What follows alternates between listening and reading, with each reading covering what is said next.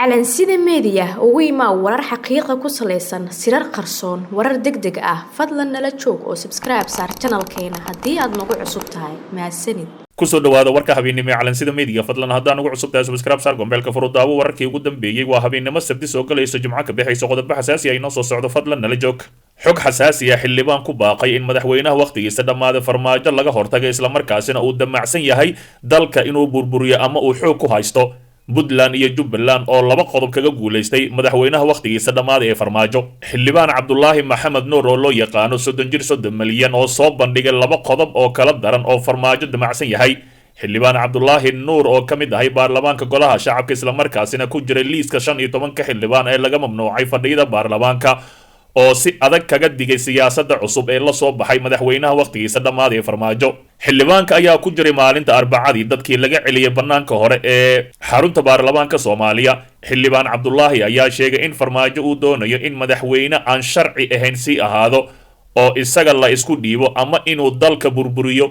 waxa uu xildhibaanka ugu baaqay dadka Soomaaliyeed inay u istaagaan sidii ay farmaajo uga hortagi lahaayeen waxaana uu tilmaamay inuu himilooyin fool xun la damacsan yahay dadka Soomaaliyeed xildhibaanka ayaa yiri madaxweynihii waqtigiisa dhammaaday ee Maxamed Cabdullaahi Farmaajo waxa uu qabaa shacabka Soomaaliyeed in ay laba wada daran mid uun doortaan kaligii talis in ay isku dhiibaan aqbalaana in uu sharci darro ku xukumo isla markaasina awood uu ku haysto in uu dalka geliyo dagaal sokeeye dad badanna ku dhintaan kuna dhaawacmaan rajadii dowladnimadana sidaas uu ku baabi'iyo ayuu yiri haddaba shacabka Soomaaliyeed maxaa la gudboon waxaan qabaa in aan u wada istaagno sidii aan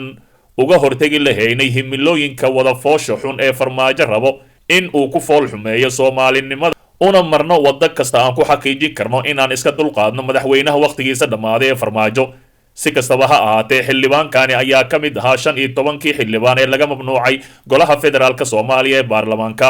xildhibaankan ayaa sheegay in marnaba aan loo dulqaadan karin dhaqamada xun ee uu la soo baxay madaxweynaha waqtigiisa dhammaaday ee farmaajo oo ku sii dhow 2 bilood in uu ku joogo sharci darro fila Soomaaliya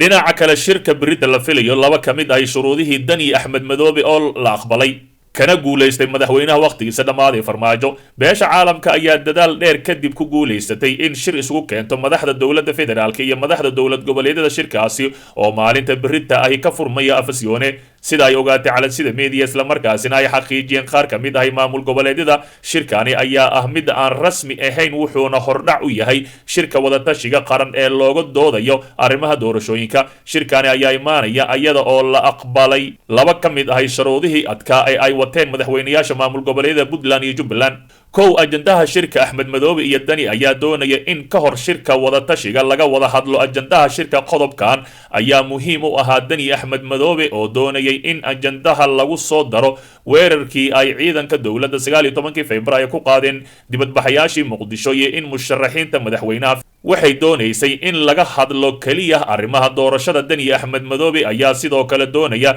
in laga hadlo awoodda farmaajo iyo inuu saxiixo warqad uu ku sheegayo inuu wareejiyo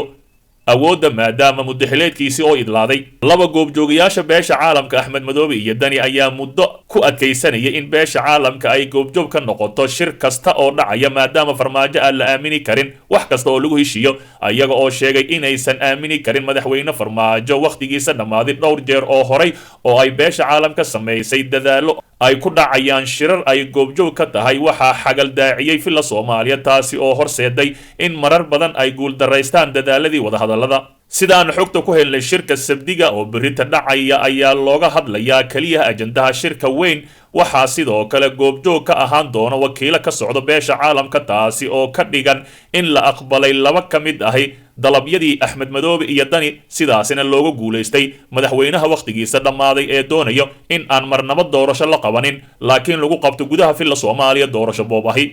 fadlan dib u daaw wararkeenii hore ee calansida media xog xasaasiya farmaajo oo fashil dhexda ka fadhiistay qasabna lagu geynayo shirka afisyooni isla markaasina gebi ahaanba awood ahaan uusan shaaci karin shir mar kale lagu qabanayo afisyooni asa ahaatee beesha caalamka Madoobe iyo Dani ayaa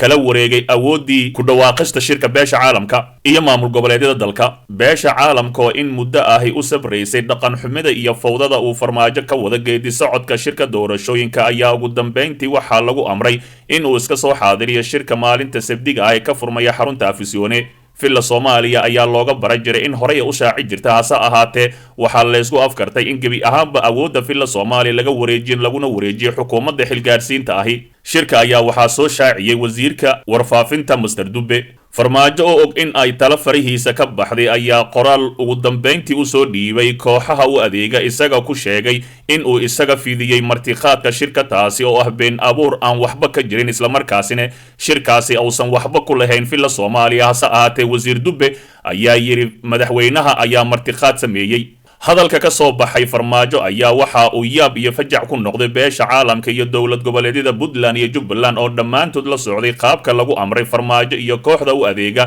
danihiisa in ay ka soo xaadiraan shirka Afisyoone isla markaasina Puntland ayaa gabi ahaanba beenisay in oo wax raad ama lug ah uu ku leeyahay farmaajo waxaa muuqata in farmaajo uu yahay shakhsi aan sariigan xishoonin isla markaasina aan balan lahayn waxa shaki ku jirin in uu isku dayi doono in uu fashiliyo shirka hordhaca ah ee furmi doono maalinta berrita ah oo sabti ah laakiin sida calansida meediya loo xaqiijiyay beesha caalamka iyo dowlad goboleedyada Jubbaland iyo Puntland ayaa ka tabaabushaysta qaabka ay uga hortagi lahaayeen fowdada farmaajo la damacsan yahay shirka Afisyoone in uu mar kale burburiyo hase ahaatee qorshe weyn ayay u degeen mid ka mid ah diblomaasiyiinta caalamka ee ka howlgala Soomaaliya ayaa sheegay in farmaajo yahay caqabad hortaagan arrimaha doorashooyinka iyo in meel leesla dhigo qaabkii doorasho oo xalaal ah leesla aadi lahaa wuxuu yiri qaabka kaliya ee looga hortagi karo qatarta farmaajo waa in loo caga jugleeyaa si uusan dadka qatar hor leh u gelin dalkana doorasho u aada ayuu yiri si kastaba ha ahaatee farmaajo iyo filla Soomaaliya mar kale kuma soo qori doonaan bogga filla Soomaaliya in ay shir isugu yeeraan shanta madaxweyne ama awoodda doorashada ee ka hadlaan bari ayaa la filayaa shirkaasi inuu furmo isla markaasina lagu heshiiyo in shirweyne la isugu yimaado beesha caalamka ayaana goobjoog ka ah dhinaca kale Puntland oo beenisay in filla Soomaaliya soo qaban qaabisay shirka bari Afisyoone ka dhacaya isla markaasina Dube ayaa been ka sheegay dowlad goboleedka Puntland ayaa beenisay in madaxweynaha muddaxileedkiisa dhamaaday Maxamed Cabdilaahi Farmaajo uu soo qaban qaabiyay shirka lagu wado in maalinta berrita oo ka furmo magaalada Muqdisho gaar ahaan xeyndaabka Afisyoone wasiirka warfaafinta xukuumadda xilgaarsiinta Cusmaan Abuukar Dube ayaa sheegay in farmaajo uu shir isugu yeeray madaxda maamulada kaasoo sabdiga ka furmaya Afisyoone dowladda Puntland waxay soo dhaweynaysaa dadaal ay waday beesha caalamka oo ku saabsan sidii loo xalin lahaa caqabadaha ku xeeran arrimaha doorashooyinka waxaana la isla gartay in sabdida ay madaxda dowladda federaalka iyo dowladaha xubnaha ka ah dowladda federaalka isugu yimaadaan shir hordhac u noqonaya shirka wadatashiga arrimaha doorashooyinka ayaa lagu yiri war ka soo baxay maamulka Puntland waxaa intaasi lagu sii daray wararka Puntland shirkani oo ay qaban qaabisay beesha caalamka ayaa ujeedkiisu yahay in madaxda Soomaaliyeed ay is-afgarad uga gaaraan ajandaha shirka iyo sida ugu habboon ee uu qabsoomayo shirka wadatashiga ahi beesha caalamka oo waday cadaadis xooggan ayaa ugu dambeyntii waxa ay shir isugu keeni doontaa maalinta berrita ahi madaxda dowladda federaalka iyo maamul goboleedyada dalka iyo gobolka Banaadir shirkan oo albaabada u xiran yihiin waxaa qayb ka ah beesha caalamka waxaana laga wada hadli doonaa ajandaha shirka inta uusan si rasmi ah u furmin farmaajo tala farihiisa waa ay ka baxday beesha caalamka ayaa shirarkii la wareegtay farmaajo waa la ballaminayaa wuuna ku qasban yahay in meel kasta uu tago filla Soomaaliya awoodda in ay shirar qabato waa laga kansalay dhinaca kale wasiirka maaliyadda oo shir muhiim ah aalada fogaan aragga ugu qayb galay wasiirka maaliyadda ee xukuumadda federaalka Soomaaliya mudane Cabdiraxmaan Ducaale Beyle ayaa maanta aalada fogaan aragga uga qayb galay shirka sanadlaha ahaa ee IMF iyo World Bankiga oo ay soo qaban qaabiyeen dhammaan wasiirada maaliyadda ee dalalka Carabta kaasi oo socon doona muddo toddobaad ah wasiirka maaliyadda ayaa si gaar ah shir ula yeeshay madaxweyne ku-xigeenka bankiga adduunka ee qaaradda Afrika agaasimaha IMF-ta oo ay ka wada hadleen arrimo muhiim ah wasiir Beyle ayaa yiri shirkeena waxaan diiradda ku saaraynaa arrimaha dib u habeynta dhaqaalaha dhamaystirka hanaanka deyn cafinta iyo saameynta caabuqa 19